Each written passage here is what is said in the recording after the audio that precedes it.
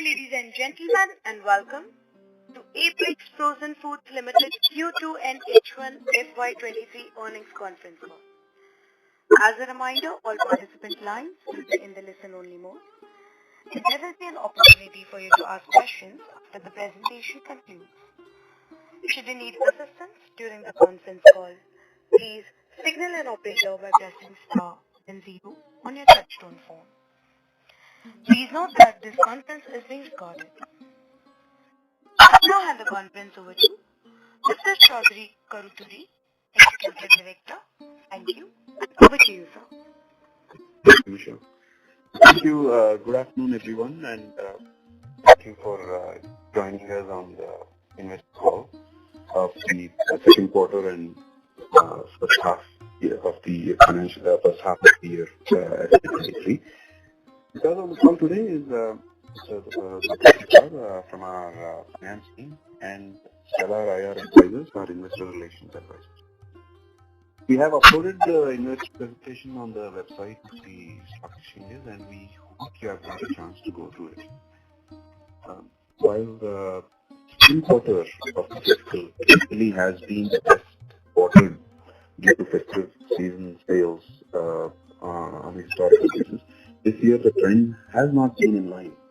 Actually, this was primarily on account of supply-related constraints, which we had discussed in our previous quarter's Concall too. The key challenge for Indian shrimp processors in Q2 FY2023 has been the raw material supply constraints.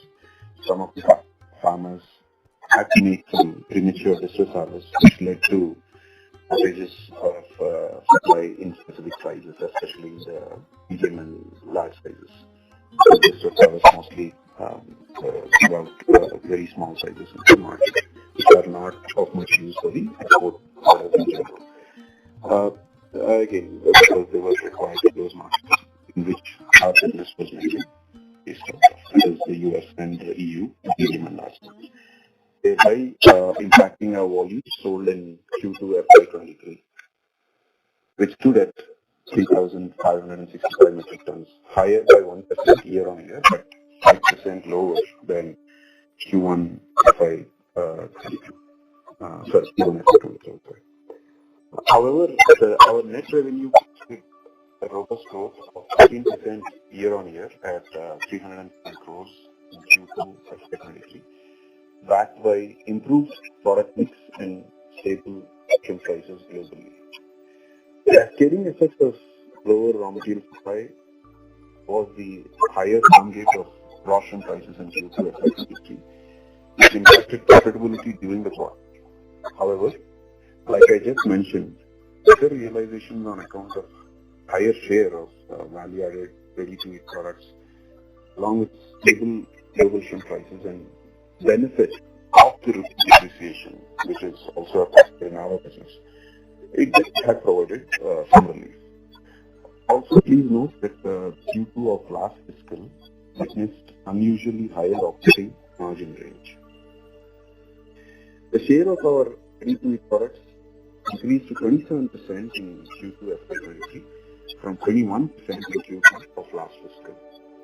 Our focus continues to be on the value-added and ready-to-eat products, underscoring our decision to expand the ready-to-eat capacity from 5,000 metric tons per annum to 10,000 metric tons per annum at our new processing plant at Dragon. Coming to the half-yearly performance in H1 FY23, we witnessed robust growth across revenue and profits.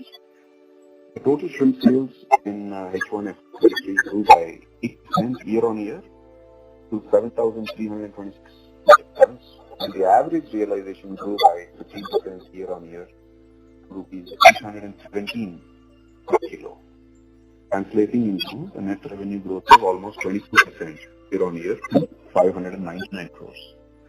EBITDA margins remained largely flat at around 10% due to the impact of their raw material costs in Q2 FY23.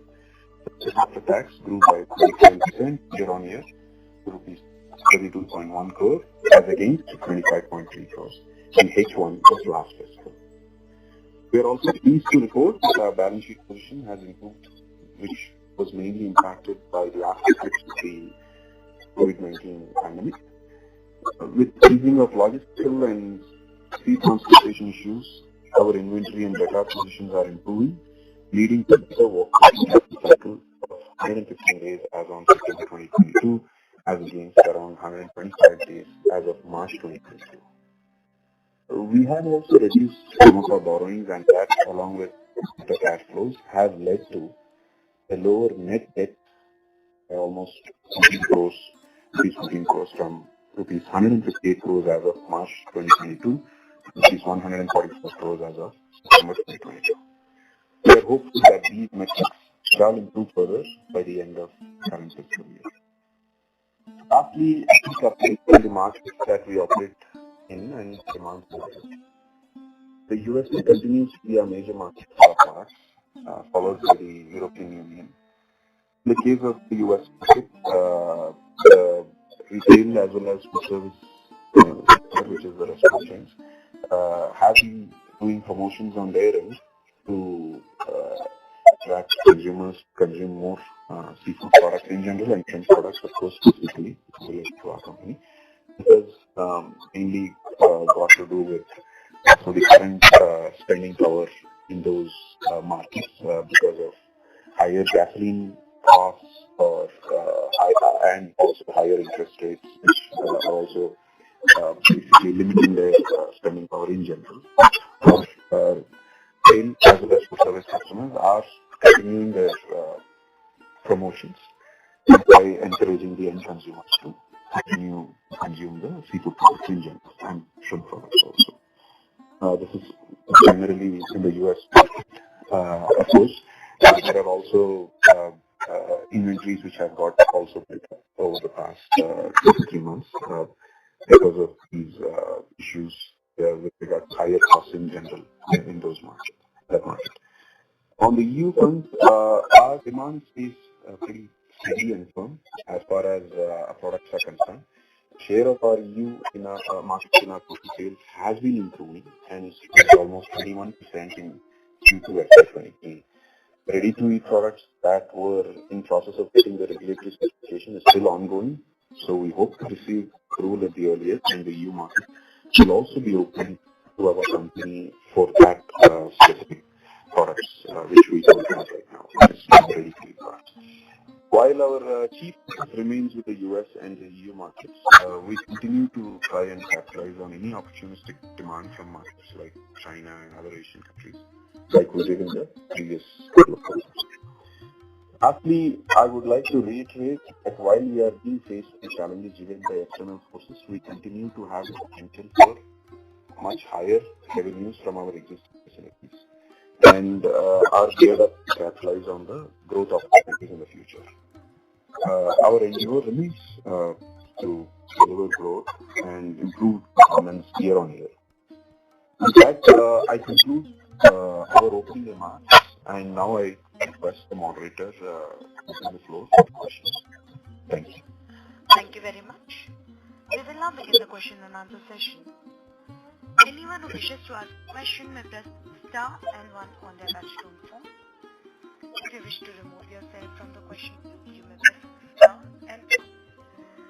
Participants are requested to use handsets while asking a question. Ladies and gentlemen, we will wait for a moment while the question queue assembles.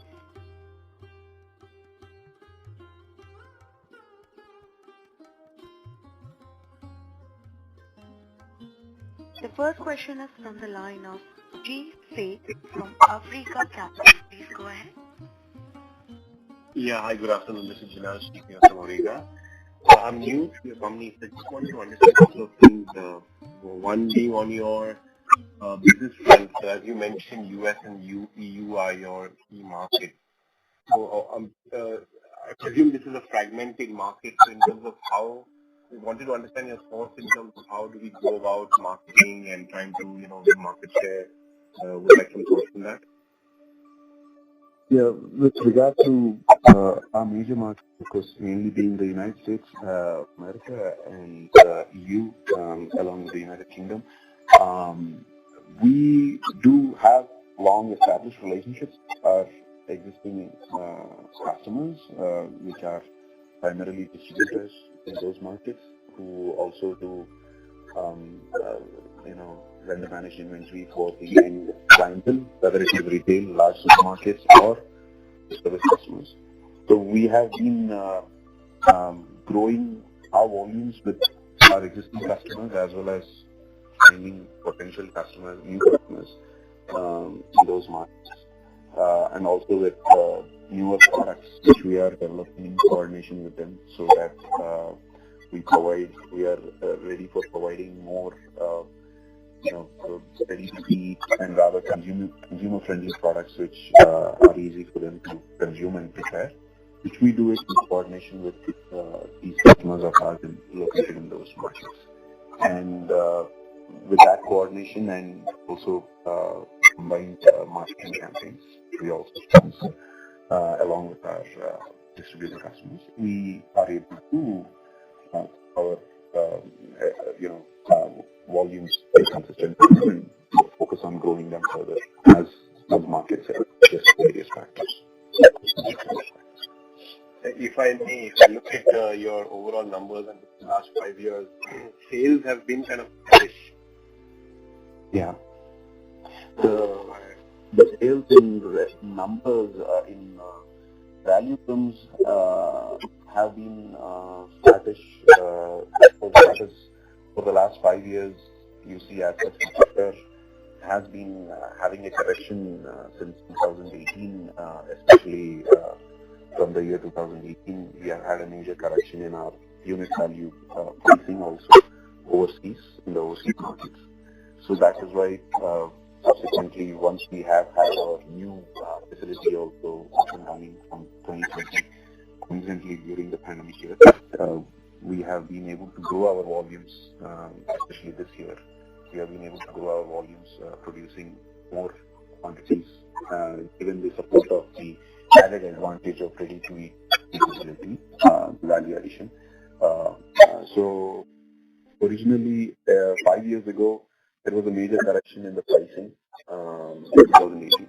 Subsequently, it has been quite stable from then onwards, and we were only looking forward to utilize our capacities to the best possible, which we were more able to do it this year, precisely. That is in FY2023.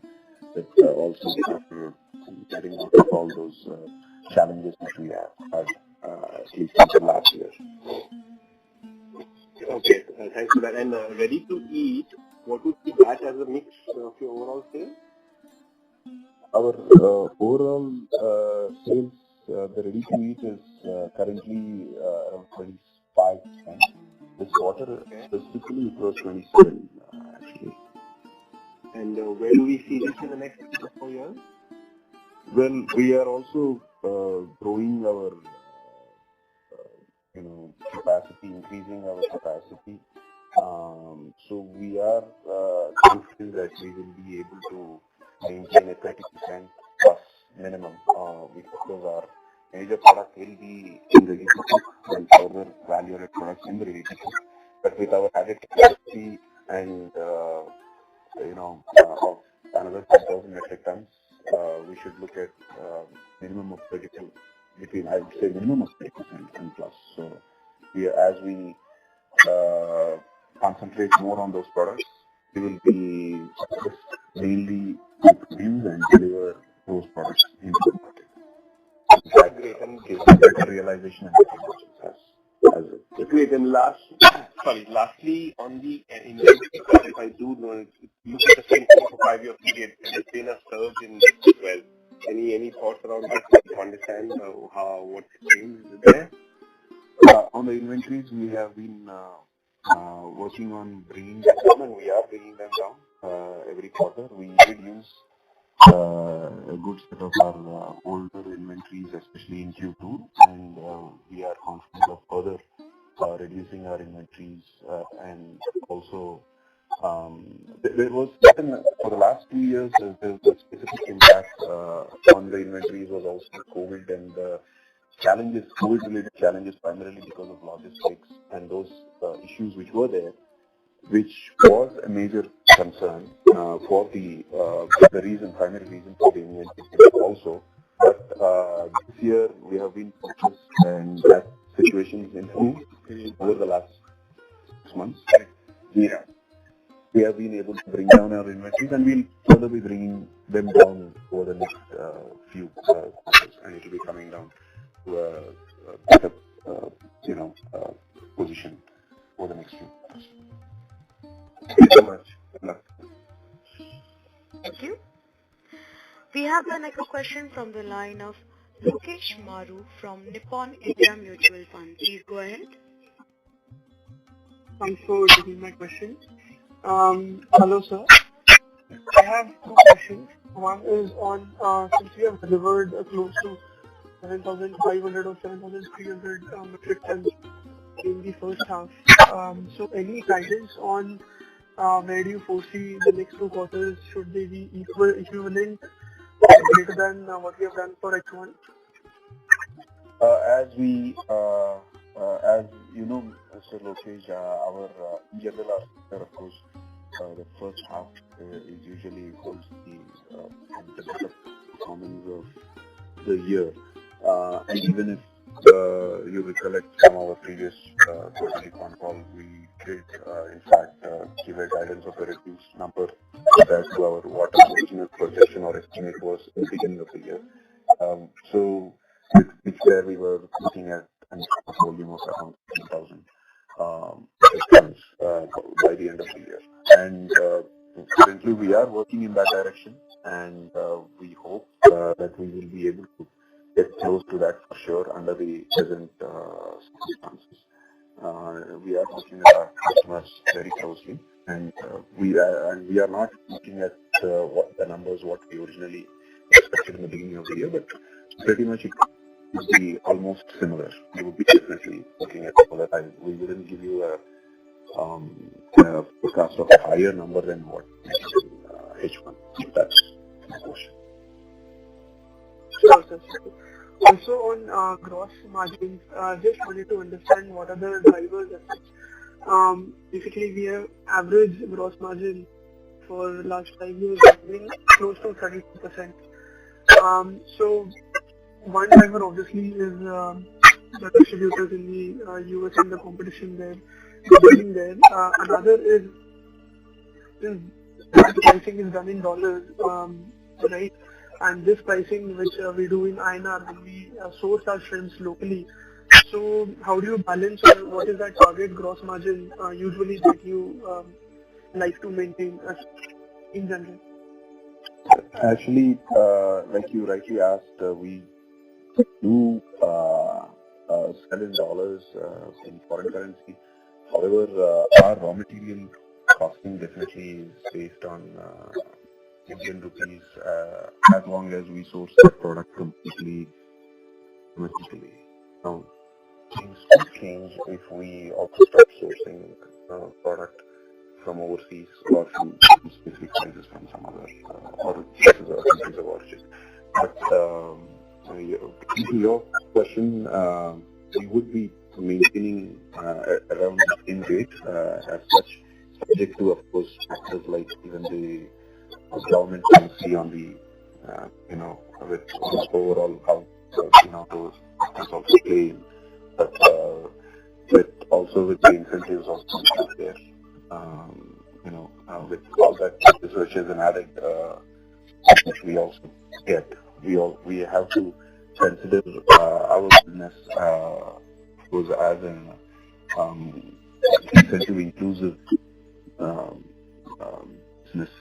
But we believe in the present and things are looking right. So we are pretty much confident that we'll be maintaining at these levels, of course, subject to our planning also on current foreign currency forward contracts and placing ourselves, in a safe position. Sure, sir. Sir, and lastly, on our expansion plans of the 5,000 metric ton line on ready to eat, would that be commissioned by now? We are awaiting the equipment yet. There were delays, and we are taking them. And as we also gave the guidance in the previous quarterly Concall also that we would be getting it completely ready by December fully, and the impact of it with all the trial runs done, we will be looking at the impact of that capacity more towards the end of the financial year. So basically by March 2023, we should be seeing the impact of it, where means mostly in Q4 of the current financial year, where our ready-to-eat volumes should be growing, much further. They should be increasing much further. We should be looking at it. But however, we have kept our, we are confident that it will be more effective from March 2022. Sure, sir. Thank you so much and all the best. That's all from my side. Thank you. We have the next question from the line of Dipesh from Equirus Securities. Please go ahead. Yeah. Hi, sir. On the RM prices, there want to be some clarity that RM prices have started increasing from the month of August, right? And then they started to cool off in the month of October. So, how many months of inventory are you still holding? So, do you think the margins will be better in the next quarter, or you will feel the same kind of margins that you saw in this quarter as well? So, like you have asked a very valid point. You made a very valid point that from October onwards, the RM prices have been softening, of course, due to various other factors, also overseas and all that, demand and all that. Definitely, we should be looking at a better, scenario from Q3, especially with the softening of the raw material prices. Like you said, Q2 it was high, from the middle of August to almost end of September, almost 50% of Q2 raw material prices were high, which basically dented our margins for the Q2. But from Q3 onwards, like you rightly said, RM prices have been softening, and you should be looking at better margins for sure compared to what it had been in Q2. That's what we have very rightly. Understood. Secondly, sir, there have been a lot of, notices coming from the AP government to the industry, right, recently. So just want your thoughts on the recent circular that they have asked to pay 20 rupees extra for the shrimps you get from the farmers. So what is the update on that? Are you guys actually paying higher to the farmers now? Mr. Ritesh, along with the state government and along with the government, respective governments as well as our industry, we want to support our primary producers who produce the shrimp products. And without them, of course, our industry doesn't exist. Likewise, without exporters, exporters does not go because it's all mostly exported overseas. So we go in tandem. However, factors like overseas demand, the currency appreciation or depreciation, in government policies with regard to incentives, or various government policies regarding trade barriers or non-trade barriers, all these factors do play a role. So at the end, it will be the various dynamics of the market conditions which will be playing a role, and even though we would want to support, we also have to see what is being realized from the other side, from overseas. So we all know, yes, we definitely have a business at 82 rupees and plus per dollar today. But then, of course, we also have to see how the overall demand is turning out overseas, supplied from other nations from other parts of the world, and also the consumption at the consumer level. Now, typically post-September, October, the demand softens a bit, and it will be mostly picking up again during holidays. So these various factors are there. So it is not like whether it's 20 rupees extra or 10 rupees extra.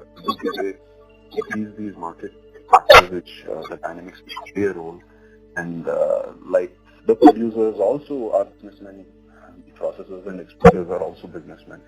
Each one's interest has to be protected to the best possible. And yes, we are supporting some of our farmers who are contacted with us prior in advance. So I can't really comment as a general aspect. Wherever we have, prior commitments. There are primary producers are having commitments to us and adhering to us for our sales requirements. We are also, keeping up with our commitments to such primary producers, so such suppliers of us, so that it is a win-win situation, so that neither of us are affected. In general, the market will go in the flow of how the market dynamics make it go, right? This is a general scenario.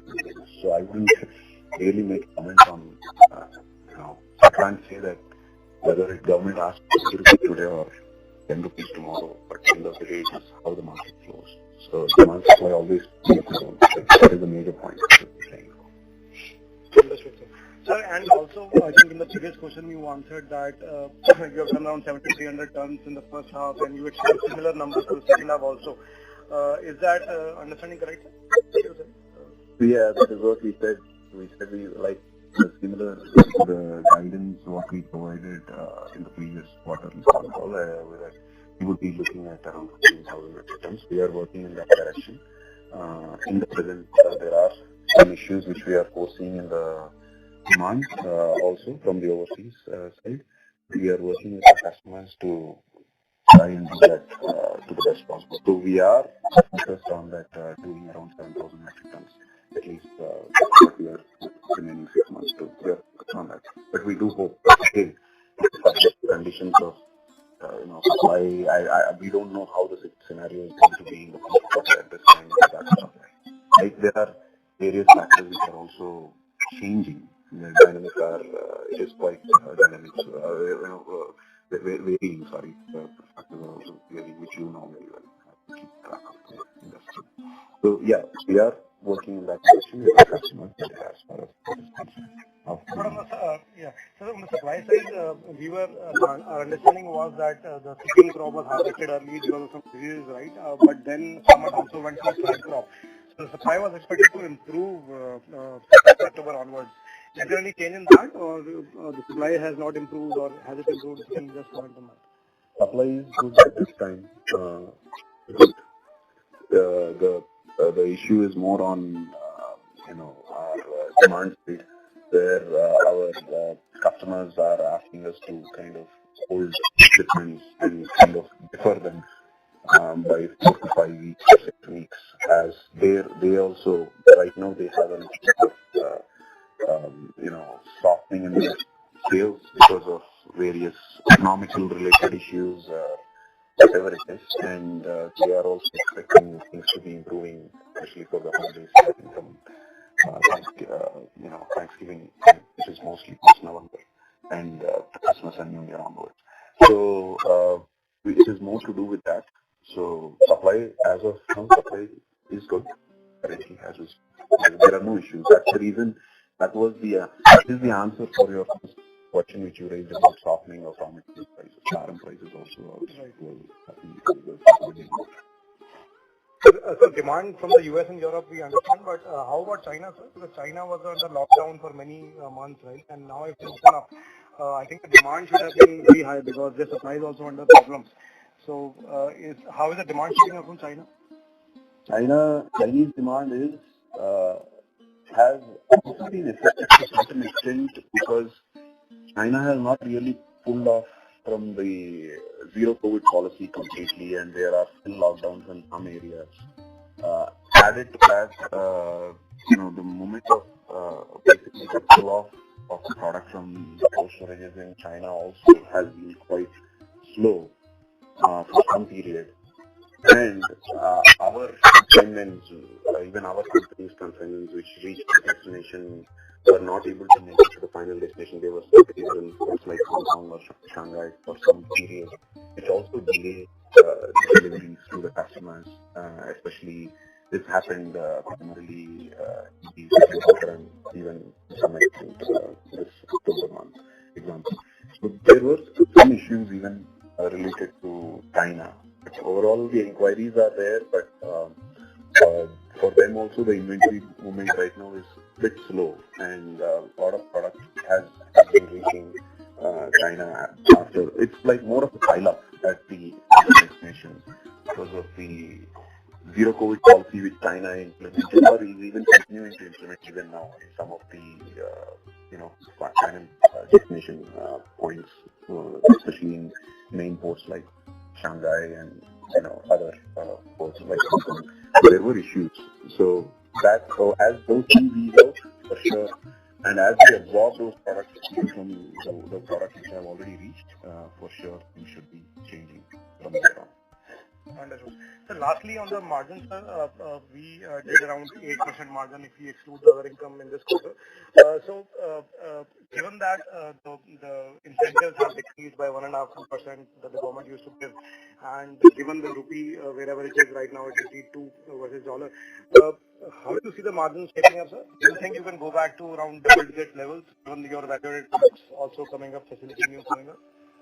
Yeah, if we are able to, with regard to value addition capacity utilization more towards the end of the current financial year, and if we are able to utilize it in a good way, it should be, that is definitely a big push as such, with better realizations and better margins. That will definitely help. And as far as the government incentives are concerned, the industry is working with the government in making additional support. So we are working with government channels of improvising the additional support. And as we get support from Government of India, which is also asking us to increase the export basket in general, of seafood and shrimp also. So that will also be an addition to our overall budgets for sure. Considering in the present policy from our company side, with the present government policy in place, our ready-to-eat products, more volume of our ready-to-eat products definitely would be helping us to at least be at that level.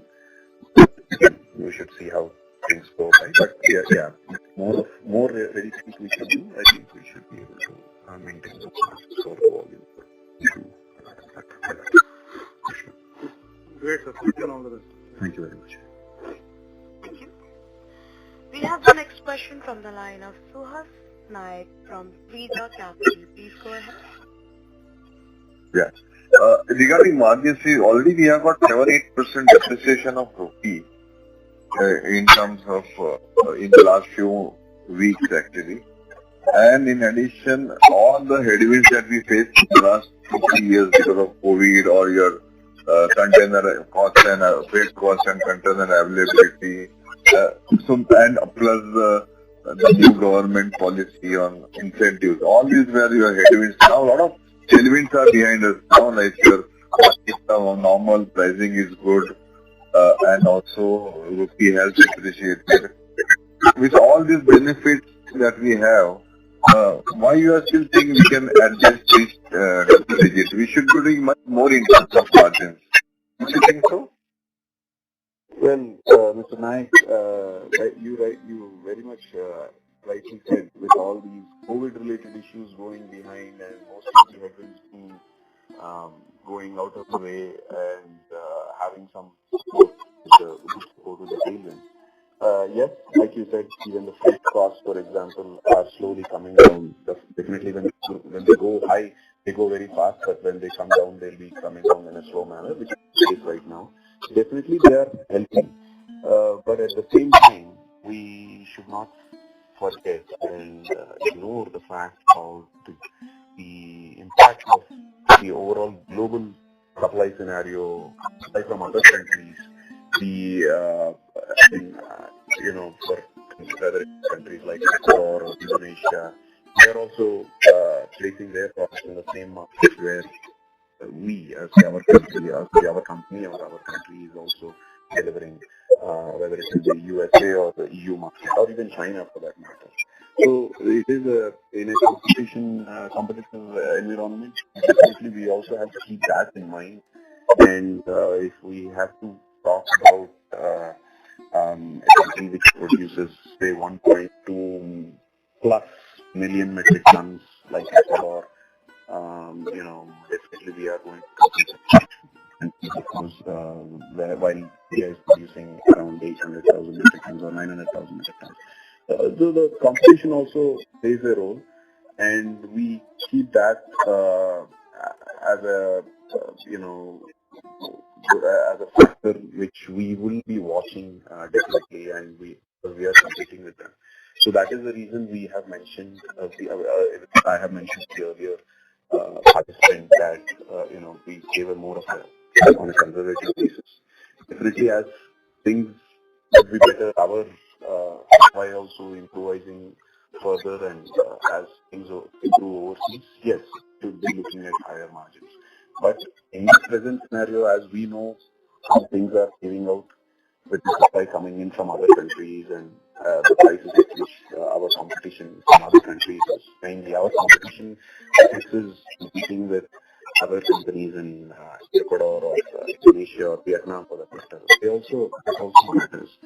Of course, on a side note, we are working with the government of India also, and as many would be aware of the free agreements which are being especially with countries like EU, UK, and even China. Once these are signed, that would give us an added advantage for sure. Currently, our duties in these countries are ranging anywhere between 4 to 7%, while our competition like Vietnam, example, has 0%, or so that's definitely currently we are at a little bit of disadvantage. I'm not saying those are. I'm just saying that those are some of those key factors which will also play a role in the way our business moves, not only on volume but also see, our customer is not willing to pay us more than certain point because of the added burden of 4% duty which they have to pay on our product. While they do not need to pay such additional duty or burden if they import a similar product, the same product from a different country of origin like Vietnam. For example, I'm just saying. So these things also matter, and we are working very closely with the concerned ministry and the government officials over in Government of India, and they are also very confident that these things will be in the making very soon, and we will be able to see the effect of such FTAs too, not only with regard to our volume growth, but also, like you precisely said, in the margin. Yeah, the point I made this because you got almost out of 26 crores of PBT, 26 crores is anyway by way of export benefits that we had received. So already more than 50% of our PBT is coming from incentives right now. So, and with validation that we're talking about increasing as we go forward, what do you think in the next couple of years would be the sustainable margin in a normal year? With regard to incentives, the incentives have been part and parcel of our industry, and in fact, part of them are also passed on to the primary producers at times when the markets are not going in tandem. So while why we are addressing this point about valuation and ready to eat every quarter and every year is naturally it ensures or rather it protects us on margin front, and the more volume we do, it's going to give us better margins for sure. Please understand, the incentives are not just something which are adding to our profits. Okay. It's also there. It is in fact our that is a big support which government has been providing indirectly to the farming community, the producing community also, primary producers also. So that also is there. So it's not just that we are. It's not. Please do not consider it as the major factor for our. One last point about the sustainability and predictability of the business. We have seen quite a few volatility over the last few quarters or years. Now, what do you see? Are you looking? Do you have a parameter like what kind of ROE you can generate on this business, or you have to just treat it like a commodity and say, okay, I can take the because every quarter is different, depending on so many factors. Can this become much more predictable than this? My only point is, can this business become more predictable than what it is at this point of time? So the first point is our business activity does not go in tandem with the quarterly periods of the Indian financial year. I mean, correct. Well, I'm sorry to say that. Yeah, man, I'm not about annual only. I'm talking about annualized return only. Yeah, I'm not talking about we look at it on an annual basis, except for the past 2 years, which were, we have mentioned time and again that our, new facility which started, unfortunately started in the wrong year and we had a big train of events which were happening, but which all got dashed out this year and like you mentioned, a lot of tailwinds added. And we were added this year, and we have been looking for a stable, a good year for sure. So, for at least the past 6 months, historically, this is it has been a good period. Both volumes, revenue, and of course also if you see the 6 months part. So it's been good, and this we have really been high on from the current year onwards, with all at least the major chunk of problems going away, like you said. So we are confident of growing further, improvising from here on. But if you ask me, how would we do on a quarterly? No, but on an annualized basis, definitely we are looking at we are looking forward for a better improvement for sure, even on the margin front, as I mentioned. However, please understand, factors like government incentives also play a role. I'm sorry. Correct. That's what we have been trying to reiterate.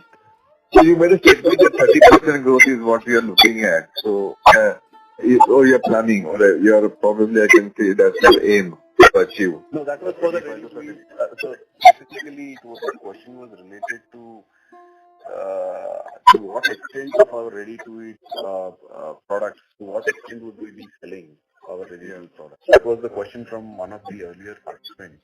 And where we have mentioned that, we are looking forward to have a minimum of 30% of our total sales to be from our ready-to-eat products. That's what we said. Okay. And in terms of the sales network, are you adding more markets and more distributors so that our volumes can get absorbed globally? Yes, sir. We are definitely adding, and we have actually added, and we are continuing to add. It's an ongoing process, and definitely we are going to see the benefits of those too. For sure. We are adding. Yes. Also in our major markets as well as in all the other markets which are currently have been untapped. So great to hear that. Thank you very much, and all the best for the future. Thank you, Mr. Mike. Thank you. We have the next question from the line of Yogansh Jeswani from Mittal Analytics. Please go ahead. Hi sir, thanks for the opportunity. Most of the questions have been answered, so I'll just ask the follow-up questions which I have. So if I not just talk about this year, if I also go back to say 2018 onwards, so we have had a significant capacity in terms of unutilized capacity, and in past also we have, I think, peaked out around 13,000, 14,000 kind of volume. So every time we see that the company tries to surpass the 18, 20,000 kind of level, but repeatedly it gets stuck at 12,000, 13,000 kind of volume. So overall, for a 4-5 year period, I'm saying, what has been your experience? Is it a supply side issue that comes in that probably in that region that the supply side gets into trouble, or is it something which is in terms of the execution side that we have missed out in a couple of times in past? So just your thoughts on why have been if you repeatedly miss out on volume growth for 4-5 years? Sure, Mr. Jeswani. First thing is, the company did not have access to 15,000 metric tons plus capacity from 2018. So FY18 or 15,000 metric tons was the highest. That was when we did our, at that point, we did our highest volume in FY18. Post that, we did not have access to that complete capacity which we had, and in fact, because there were constraints, if you remember, we had only lead capacity from 2014 almost till end of 2019. So there were constraints with regard to utilization of our capacity. Finally, when we got our own capacity installed and it was completely available from FY21, to be precise, which was 2 years ago, as you remember, we have got our own capacity of this 20,000 metric tons, which also had ready to eat. It was fully available, which I also mentioned to the earlier participant. It was available due to March 2020, basically FY21 it was completely available. But however, even though company would want to do higher volume, wanted to do, it had sales, its order book was very firm, and it was very good. In both the financial years of FY21 and as well as FY22, challenges which have been brought forward and have been informed to many of the participants who are on the call today, primarily attributed to the logistical challenges where we could not make our shipments in time for the past 2 years. In fact, several of our shipments got delayed, even into this year, and we have delivered them. So the major issue was there was a point where we could not produce more than what we could ship out because there are limitations. When you cannot make the sale, when you cannot ship out the product which you produced, it basically automatically the gap to what you can produce further, even if the supply was good. So at that time, from FY21 onwards, when we had this 30,000 metric ton capacity, we could not really utilize it in the right manner. The major point, the major issue between FY18 to FY20 was we were still on a 6,000 metric ton lease capacity, which we were partially utilizing because we were constrained then. That was the major issue. And FY20, had we not had these issues of logistical issues where we could not do shipments, we could not basically deliver our products to our customers because of equipment issues and all that, which we have been discussing over the past 2 years, and now we strongly believe that we don't need to discuss those anymore because those problems are not there anymore. At least for sure, we have seen a lot of cooling off even on the freight to part. We are not seeing that, so that is a major change. What we could notice from, we knew that in the beginning of the year itself that we could see that change this year, and that's why our sales volumes definitely increased compared to last year, so far in the first half, as you can see. And from here on, we are confident with availability, access to such capacity, and also with that enhancement of ready-to-eat which we are doing currently, which will be available towards by the end of December, and it will be available for sure on the financial terms also. It will be available towards the end of this financial year. We are pretty confident that we could do more volumes for sure because there are no more capacity constraints, and as long as the supply is stable and as we work more with existing as well as newer customers, which we pointed out to one of the earlier participants, we are confident that we'll be able to maintain stable growth. In our industry by now, it is very clear that some factors sometimes do play a role, whether it is disease or certain government policy decisions. And when we say government policy, it isn't restricted only to government of India. Please understand, we are selling to overseas markets, which also definitely have a bearing. For example, if the FTA is signed, you will no longer be charging us 2.3% on our products. There are some, and if China's checking for COVID cases on packages, that's again, there are other issues also which play a role in general. But as far as our company is concerned, our capacities are good and we are utilizing them. We are continuing to, focus on increasing our utilization further, and we continue to put in all our efforts.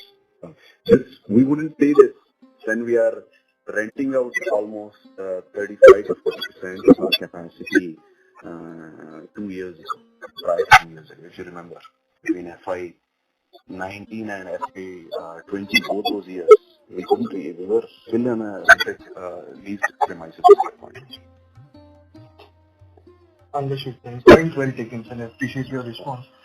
Secondly, the interventions that we are seeing of late from the government, both in terms of asking the industry to roll back price hikes, say for example for feed, or give higher prices to shrimp farmers for their produce. So a couple of years back, such kind of interventions weren't there. While now the industry overall in the state has become such a big contributor that time and again these interventions are coming in. So what, as per you, is the impact of it in terms of the sentiment for the overall industry players like you, and also how it is hampering your operations, if you could throw some light on it? And do you anticipate this to increase further, such regulations and such interventions, or do you think this is one-off and it will reduce going forward? Mr. Goswami, we are it's a continuous dialogue which the industry as such has with the respective governments of the respective states, and where naturally, as I mentioned to the earlier participants, we basically want even the primary producers to be doing well, because without the primary producers, the sector is not there. And at the same time, processing and exporters are also needed to export that product is produced within the country. So naturally, everybody's interest is to make it a win-win situation for everybody in the supply chain. However, there are times where things could be a little negative, or there could be headwinds on each segment sometimes, whether it is the input cost increasing or whether it is realization coming down because of various factors. So governments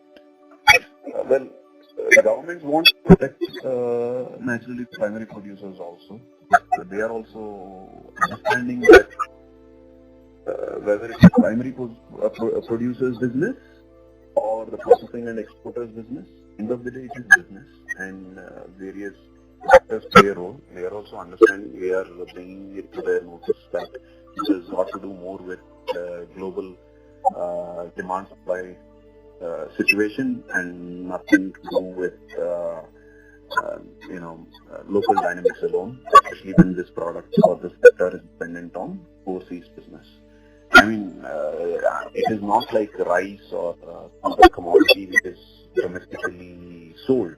In fact, it's there also understanding growth of agriculture in our state and in our country predominantly has been mainly because of export. If export markets were not there, the state also would not have been there, only considering the domestic consumption or domestic market alone. So they are also understanding. We are bringing it to their attention too, and so far we understand that they also kind of understand our trade well so far. Beyond that,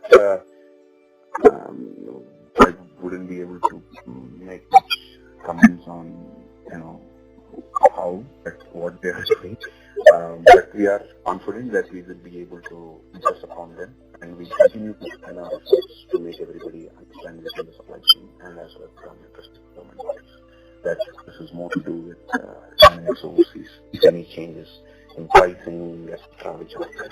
So we are working with them also on efficient production and cost reducing of cost, primary producer level. All those things are negotiations, those discussions are happening in the background. Yes, thank you for this clarity as well, and wish you and your team best of luck. Thank you. Thank you. Thank you. We have the next question from the line of Bala Murli Krishna, an individual investor. Please go ahead. Yeah, good afternoon, sir. I have one question regarding this capacity utilization. So, as of now, in this year, we are planning for around 14,000 metric tons. By the end of the year, we will be having capacity of around 30,000 metric tons. So, by which year we may reach this 100% variety percent capacity utilization at least? Currently we have 29,000 metric tons, and to correct you, by the end of the financial year, we are going to have 34,000 metric tons, inclusive of 10,000 metric tons of ready to eat. And when I mentioned to one of the earlier participants that we are looking at, we are putting in our efforts to do 14,000 metric tons of sales volume. That was more to do with sales part. Of course, production we would be doing higher too. As far as going to utilizing 80% of capacity, given a choice, FY24, given a choice, if it really comes to a stage where we need to utilize more of ready to eat, we may be utilizing more of ready to eat capacity, even if it is at the compromise of ready to cook, as it makes a natural business sense. So, I mean, I'm just answering your question indirectly, that we would be looking forward to utilize our capacity to the optimum level of 70 to 75% at least, and even like you said, 80%. 100% is not something which is done with regard to processing as such, because of various maintenance and other related issues. But however, we will be looking forward to do that as the markets play next year. We of course, our focus will be more to utilize our ready-to-eat capacity for sure.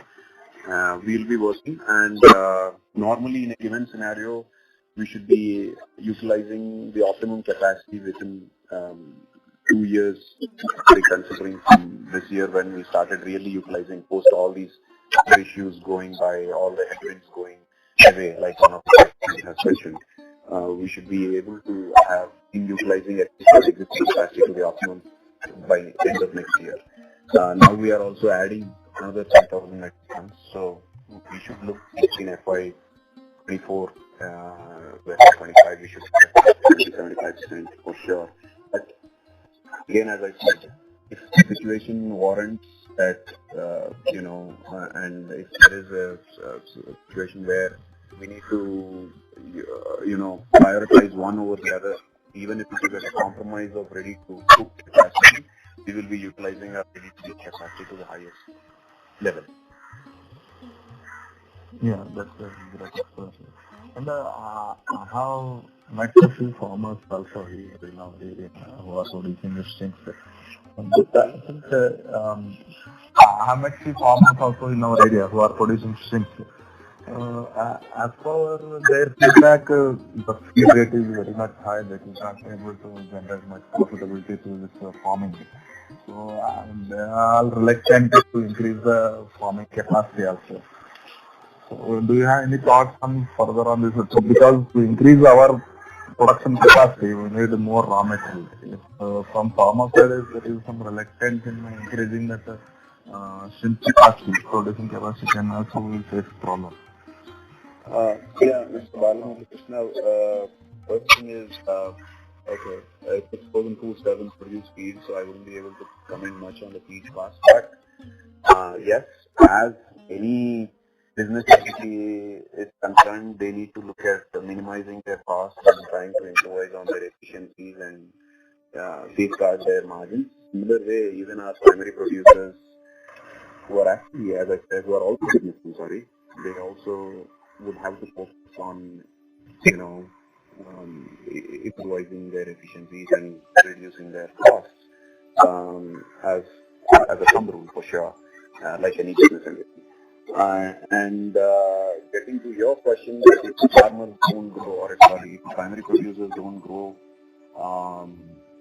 the shrimp, then our supply, our capacity utilization would get constrained. I think we indirectly answered that earlier to one of the participants. If at all there is a situation, we are also open to importing our raw materials from other places of origin if need be. And if some sizes are really required which are not available domestically, we would definitely be considering such situations, such proposals too.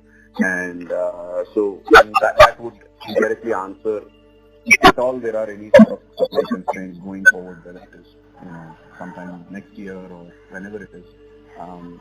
We need to bring in raw materials from outside. We would also be considering that if a situation comes. But we are hopeful with all the support and coordination from the government departments, both state as well as central government, and we also want to increase the aquaculture supply and hopefully primary producers also focus on cost reduction by improving their efficiencies. We are confident that we should also be surpassing 1 million metric tons in India and looking at further growth.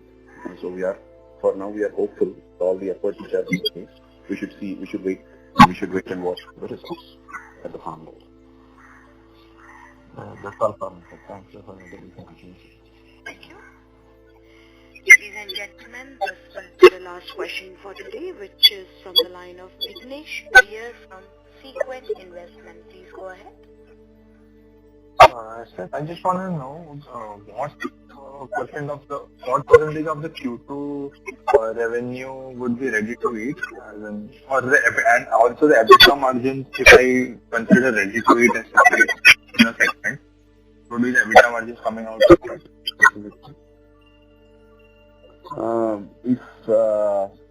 Currently for the Q2 we have had I think 27% for the we have had 27% of our total sales from ready to eat. As far as numbers, I think over the whole year it was 25%. But the thing is, with regards to the margins, we usually have ready to eat products providing us anywhere between 60 cents per kilo additional margin over ready to eat, as a general thumb rule. What we work on, but again subject to factors, but it is additionally 50 to 60 cents per kilo. I think 50 to 60 cents per kilo. Okay. Oh. That's all from us. As that was the last question for today, I would now like to hand the conference over to the management for closing comments. Thank you. Thank you one and all for attending our Q2 H1 FY2023 Concall, quarterly Concall. And we do hope you all safe and healthy. And for any queries, please do write to ir@apexfrozenfoods.com for any further queries or clarifications. Thank you very much and have a nice day. Thank you. On behalf of Apex Frozen Foods Limited, that concludes this conference. Thank you for joining us, and you may now.